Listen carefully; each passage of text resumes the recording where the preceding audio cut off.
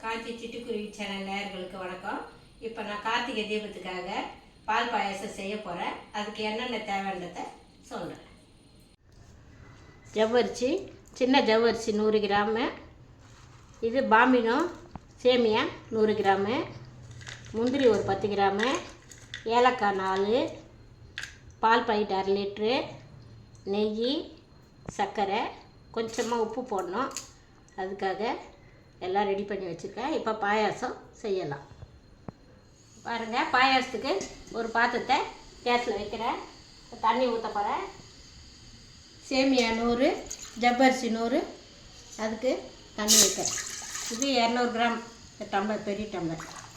1 2 3 4 tumbler வச்சுருக்கோங்க. பெரிய டம்ளரில் 4. இப்போ தண்ணி கொதிக்கிட்டால் ஜவ்வரிசி கழுவி போடலாம்.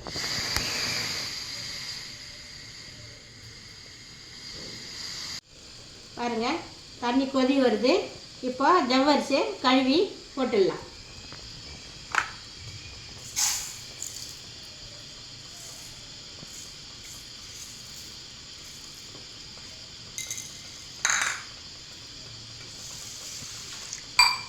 தண்ணி ஊற்றி கழுவி போட்டுடலாம்.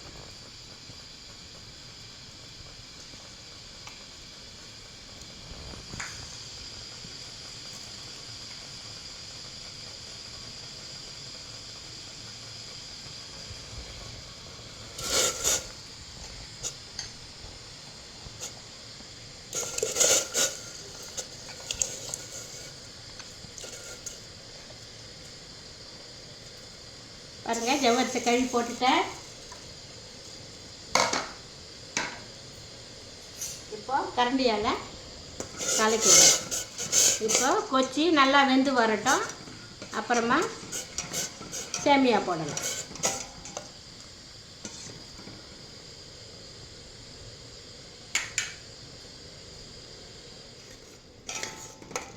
பாருங்கள், சிம்மில் வச்சு அப்படியே கலர் மாறி வெந்து வந்துச்சு. பாருங்கள், இங்கே பாருங்கள், கலர் மாறி இருக்குது. பாருங்கள், நல்லா வெந்து வந்துச்சு. இன்னும் ஒரு 2 நிமிஷம் இருக்கட்டும். கலர் மாறுது பாருங்கள், நல்லா வெந்து வந்துருக்கு. இன்னும் ஒரு 2 நிமிஷம்.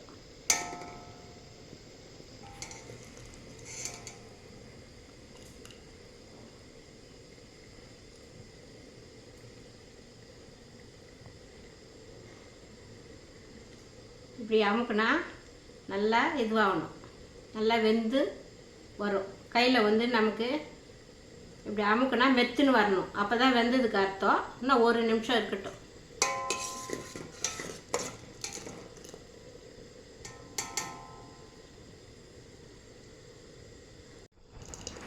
பாருங்கள், நல்லா இப்போ வெந்துச்சு.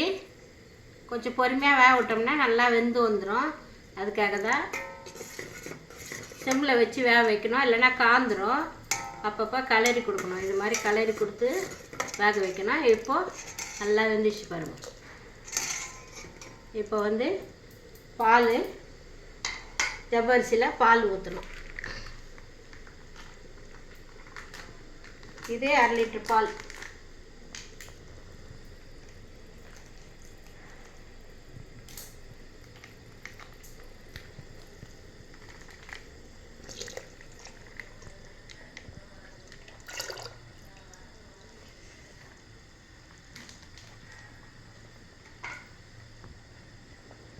டீ கொஞ்சம் அதிகமாகிடும். பக்கத்துலேயே இருக்குன்னா பொங்கி போயிடும். அதனால் தண்ணி ஏற்கனவே 4 டம்ளர், இந்த 200 டம்ளரில் 4 ஊற்றிருக்கேன். 1/2 லிட்ரு பால். இப்போ இன்னும் ஒரு 200 தண்ணி ஊற்றுறேன்.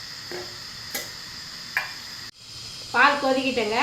பால் கொச்ச பிற்பாடு சேமியா போடலாம். இந்த 100 கிராம் சேமியாவை இந்த பாலில் போட்டு வேக வைக்கணும். பாருங்கள், கொதிக்குது, கொதிச்சு வருது. இப்போ ஜவ்வரிசியும் பாலும் கொதிச்சு வருது. இன்னும் கொஞ்சம் பால் வாசனைலாம் அடங்கட்டும். அப்புறமா நம்ம சேமியா போடலாம். கொஞ்ச நேரம் பால் வாசனை கொச்சி பால் வாசனை எல்லாம் போகணும், இல்லைன்னா பச்சை பால் வாசனை வரும். அதனால் இன்னும் கொஞ்சம் நேரம் கொதிக்கிட்டோம். சிம்மில் வச்சு தான் கொதிக்க வைக்கணும், இல்லைன்னா பொங்கி கீழே போயிடும். பக்கத்துலேயே இருந்து கொதிக்க வைக்கணும். பாருங்கள், 10 நிமிஷமாக கொதிக்குது பால். இப்போ நம்ம சேமியா போடலாம். சேமியா வந்து வறுத்த சேமியா தான் இது. இப்போது சேமியா போடுறேன். பாயாசம் சேமியா கட்டி கட்டியாக போயிடும், அதனால் கலக்கி கொடுக்கணும். 100 கிராம் சேமியா, 100 கிராம் ஜவ்வரிசி.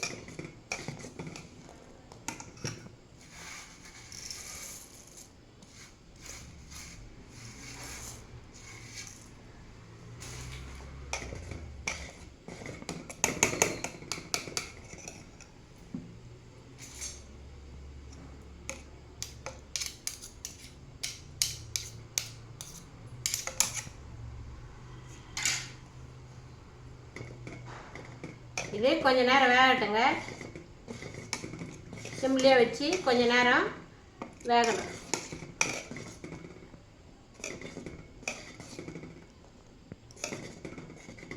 அப்படியே கொஞ்ச நேரம் வேகட்டுங்க. பாருங்கள், சேமியா 7 நிமிஷம் ஆச்சு போட்டு நல்லா கொச்சி வெந்து வந்துச்சு. இப்போது இறக்கிடுறேன். இறக்கிட்டு இப்போ முந்திரிலாம் தாளிச்சிக்கலாம்.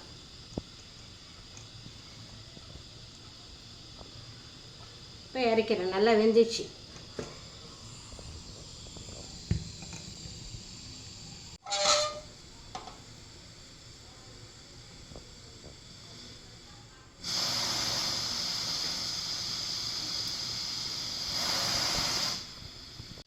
பாருங்கள், நெய் கொஞ்சமாக ஊற்றுறேன். முந்திரி பொரியிற அளவுக்கு நெய் ஊற்றிருக்கேன்.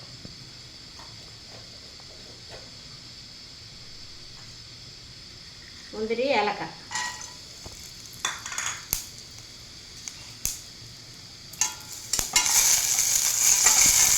சாயந்தரம் கேஸை ஆஃப் பண்ணிடுறேன்.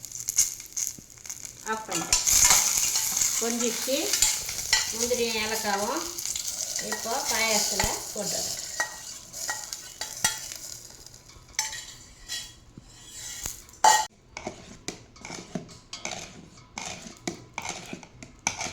பால் பாயாசம் தயார். இப்போ வந்து கொஞ்சமாக உப்பு போடுறேன். கொஞ்சம் இனிப்பு,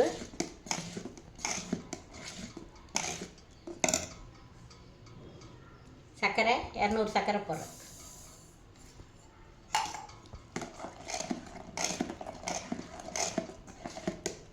நான் 200 சர்க்கரை போடுறேன்.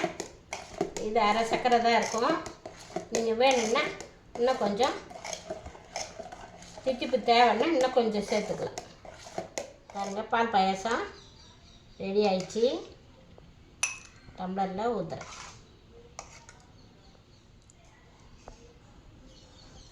பாருங்கள், பால் பாயாசம் ரெடி ஆயிடுச்சு. இந்த பால் பாயாசத்தை சாப்பிட்டுட்டு எப்படி இருக்குதுன்னு சொல்லுங்கள். காஞ்சி சிட்டுக்குருவி சேனலுக்கு லைக் பண்ணுங்கள், ஷேர் பண்ணுங்கள், கமெண்ட் பண்ணுங்கள், மறக்காமல் சப்ஸ்கிரைப் பண்ணுங்கள். நன்றி.